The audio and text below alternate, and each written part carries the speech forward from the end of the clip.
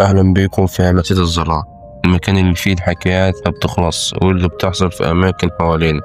يمكن تكون جنبك، يمكن تكون حصلت لحد تعرفه، ويمكن تكون أنت الضحية الجاي. لو قلبك جامد كمل معايا للنهاية، بس ما تلومنيش لو ما نمتش النهاردة. لو بتحب المحتوى ده اشترك في القناة وفعل الجرس ودوس زر اللايك حتى يصلك كل جديد. يلا بينا نبدأ. الساعة كانت 1 بعد نص الليل، وشريف كان راجع من شغله متأخر. شغال في شركة أمن خاصة وبيشتغل ورديات ليلية علشان يكمل مصاريف البيت وبعد وفاة أبوه. اليوم ده كان تعبان جدا، وكان اللي عايز ياكل لقمة وينام وهو بيفتح باب شقته في الدور الرابع من عمارة قديمة وسط البلد. موبايله رن، بص على الشاشة رقم غريب، رد وقال أيوة مين معايا؟ مفيش هيرد. سمع صوت أنفاس تقيلة وبعدها صوت خافت قال أنت الضحية رقم 13. وقفل المكالمة. وقف شريف لحظة مكانه استغرب ومستاء وقال ايه الهزار السخيف ده. بص أول ما لف عينه على باب شقته لاحظ حاجة غريبة، في علامة مرسومة بالطباشير الأحمر شبه رقم 13 بس مقلوبة. لمس العلامة، حس بسخونة في صباعه زي ما يكون في طاقة طالعة منها غريب. دخل شقته وهو بيحاول يهدي نفسه وقال يمكن حد من العيال بيهزروا معاه، بس الرقم ده ماله. أول ما دخل النور بدأ يقطع إن الكهرباء بتتلاعب بيه، فالهواء بقى تقيل جدا. كان في حاجة مش طبيعية في المكان.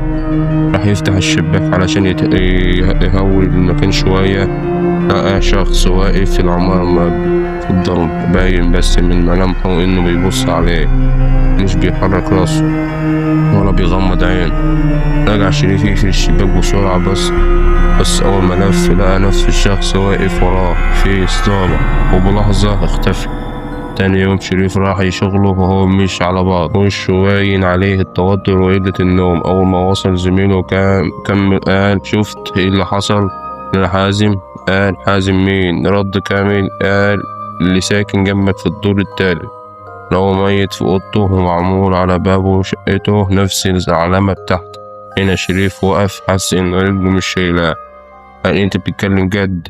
كامل هز راسه وقال الشرطة لسه هناك، والبواب بيقول ان دي مش اول مرة تحصل. شريف بدأ يدور ويسأل، راح للبواب القديم في العمارة، راجل عدى ال70 بس عينه لسه شايفة كل حاجة. قال العمارة ديت يا ابني من زمان فيها لعنة من ايام واحد اسمه حاد، كان ساكن في نفس الدور بتاعه، وكان دجال وبيعمل حاجات سودة في نص الليل. الناس قالت انه مات بس لا جثة ظهرت ولا دفنوه، ومن ساعتها كل فترة حد بيموت فجأة على باب نفس العلامة، كلهم 12 وانت الظاهر بقيت رقم 13.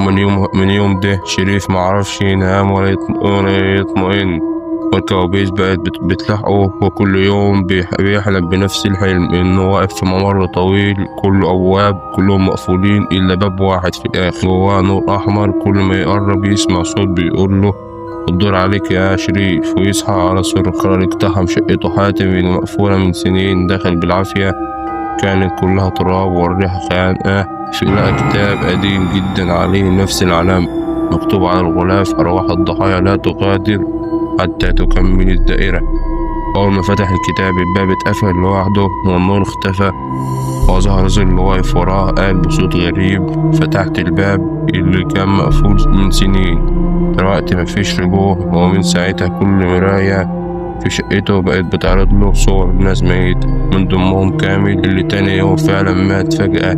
وفي علامة على باب شقته. شريف حاول يهرب، سافر لأهله في الفيوم، بس أول ليلة هناك صحى يلاقي نفس العلامة مرسومة على بابه. رجع القاهرة، حاول يقرأ الكتاب بس كل ما يولع فيه يلاقيه تاني يوم على المكتبة، والأصوات بقت جوه دماغه بتقول كمل الدائرة، لازم 13 يموتوا أو تموت انت. بدأ يشوف صور الضحايا وكلهم جنب صورته.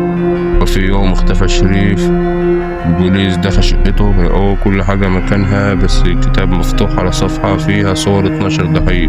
الصفحة اللي بعدها كانت فاضية إلا من كلمة واحدة مكتوبة بحب أحمر. أنت لو سمعت صوت بيقولك رقم أو شفت علامة غريبة على بابك افتكر شريف، وساعتها ما تحاولش تهرب لأن الدور جاي. سنون في همسات الزرار، الحكايات لسه ما خلصتش. لو بتحب المحتوى ده في قصص، ولو عندك فكرة عاوز تقولها أو قصة تخليني أقولها في المرة الجاية، قولها لي في الكومنتات. وسلام، وأشوفك في الكابوس الجاي.